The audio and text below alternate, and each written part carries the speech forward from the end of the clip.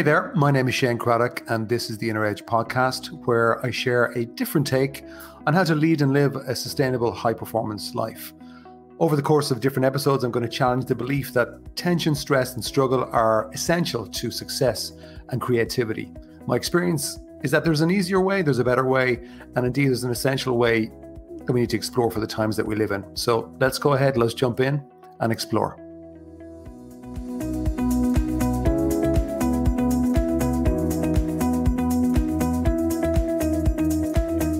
Hello, Shane Craddock here. Welcome to the Inner Edge today.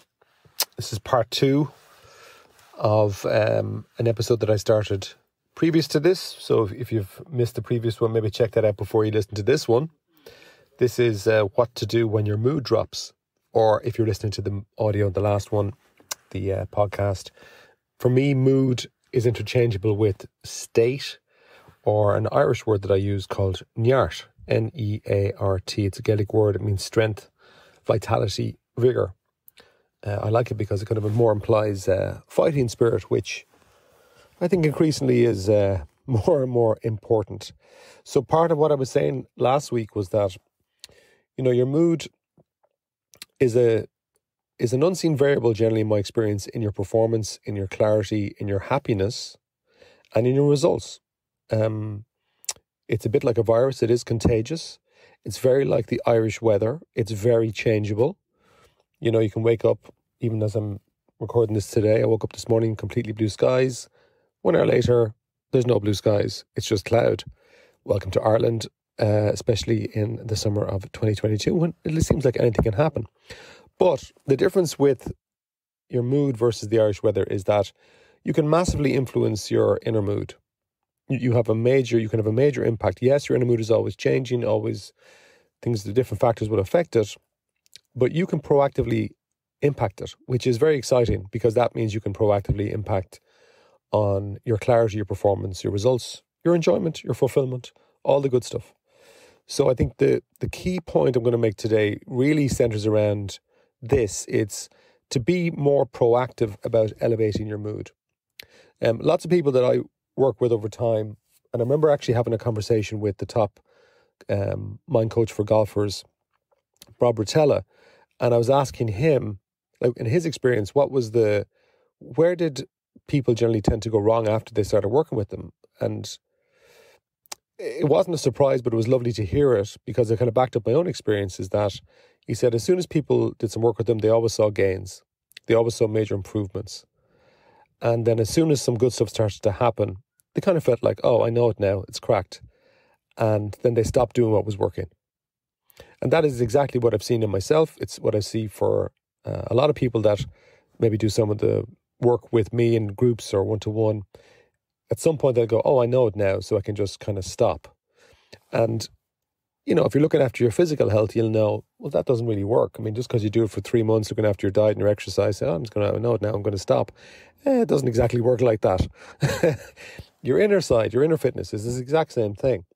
Now, in my weekly email on my mailing list, I send out an email every Monday called Inspire Me, based on my book, Inspire Me. And I was sharing a story this week where I was at an event over the last few weeks in early June, where there was different business owners and everybody was sharing different aspects of their business and asking questions. I was a participant. It was mostly people from the UK, a few from the US. It was very useful. But one guy stood up and he kind of went through a big decision that he was facing. But he was really all over the place. He was jumping from one thing to the next. He didn't seem to realise it. It was very hard to follow what he was saying. And I'm a good listener, so I was really paying attention to him, but I could see it was just jump from one thing to the next.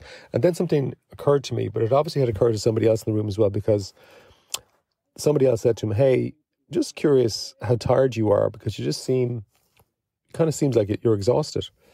And the guy said, yeah, I am tired, but that's kind of normal for a business owner, isn't it? And maybe it is, unfortunately, but it doesn't have to be that way. But once you're exhausted in the way that this guy was, it means that your mood is off. And then once your mood is off, in my experience, your mood is directly related to the quality of your thinking. No matter how good you think you are, your mood drops, so does the quality of your thinking. So a quick consensus over a few minutes of discussion came to the fore. And I asked the guy a question. I said, listen, out of curiosity, if 10 is your absolute best and 0 is your worst, where do you feel you are? And he said, I'm a 6. I'm a 6 out of 10. Now, because of what I do, I'm very used to asking that question. I'm used to working with people who are at low states or high states and helping them to get higher. So I said to him, listen, you're not at a 6, you're probably at a 3 by the looks of it. I think you've forgotten what a 6 actually feels like. And my advice is that you need to take serious time off, either a week, a couple of weeks, or even a few days. No tech, no work, no kids, no family. Go and reset. And once you reset and get yourself back up to a level, you'll be shocked at how your thinking will improve, and all the problems and the issues in your mind right now will just disappear. Now, I'm hoping as you're listening to that, you might even hear yourself, either right now or at a previous time, because everybody, I think, who's ambitious goes through this at certain points. Because, just go back on that, when your mood is off, so too is your thinking. Now, I'm going to give you some practical stuff that from experience does work. Now, if you're exhausted like that guy was, it's kind of like more like surgery that you need. So that's why it's like an intervention. You say, listen, forget about these techniques or keeping your state up. You just need to completely reset. That's why a lot of people, like, they'll go to these health clinics or retreats or yoga retreat, but they kind of like burn out and then say, right, I'll reset on my holidays or at that retreat. That's fine, but it's not a sustainable strategy for performance, because you'll find as you get older, you will get more exhausted. You will cause yourself, even physically, I believe, more problems. So it's much better, and it's entirely possible to create a strategy for yourself every day where you're managing your state, you're managing the 4 elements of your nyart: physical, mental, emotional, and spiritual. So I'm going to give you a few that are relevant to bringing your state up when you're not in the red zone. So that guy was in the red zone. So let's just say you're in the amber zone. So the first one is, I'm going to give you the advice that somebody gave to me many years ago. It was when I was coming out of my depression, and the counsellor, I said, just give me one thing that'll help every day. And he said, Morris, he said, look, take a slow walk every day. And I said, well, what the hell is that? He said, look, when your mind is busy, what you'll find is that your walking is busy too, because in your mind, so too in your body. Actually, in your mind, so too in your life, but that's a different conversation. So he said, when you're walking, just deliberately slow your body down. Walk slowly. He said, what will happen is your mind will start to follow. At the start, it might resist, but if you just stay with it, focus on your breathing, pay as much attention to what you see in your senses, what you hear, your mind will get distracted into thought. Bring it back to your walking, the feeling of your feet on the ground. Slow your body down. And what that does is it takes your attention out of your thinking and it brings it into the moment. Now, I could talk for a lot more about that particular one, but that is something that is universal. The second thing is, and it's just a kind of a given, is that, and people forget this when they're busy, especially if they're a leader or they're ambitious, is sleep and rest. So like rest in sports is critical to recovery now. They recognize that. They put as much focus on rest as they do on exercise in sport. But if your sleep is off, as any new parent will know, it's very easy for your mood and your thinking to go off. So sleep is key. Prioritize getting it. If you have to be ruthless about it. I remember talking to a business owner a few years ago and he was telling me, oh my God, I can't think straight. They just had a new baby. I said, listen, take my advice. Let's go covert operations here like the US government. Organize a trip. And the only purpose of the trip, though, is for sleep. Now, don't give out to me, but that's what I told him. That's what he did. And he still uses it to this day. He loves it. So yeah, as far as everybody else is concerned, it's a business trip, but he's just going to have to get some sleep to reset. Why? Well, your thinking is worth money. So why wouldn't you prioritize in the same way as a top sports person? Sleep, rest. It's critical. And obviously, before you go to sleep, just make sure, follow the basics of what all the research shows around having a great sleep requires. A cool room, no technology, no TVs in the room, no device watching maybe 90 minutes to 2 hours before you go to sleep. They're the basics. And then I'll give you another 2 more practical ones. One is fun. You know, a lot of the time we can get very serious.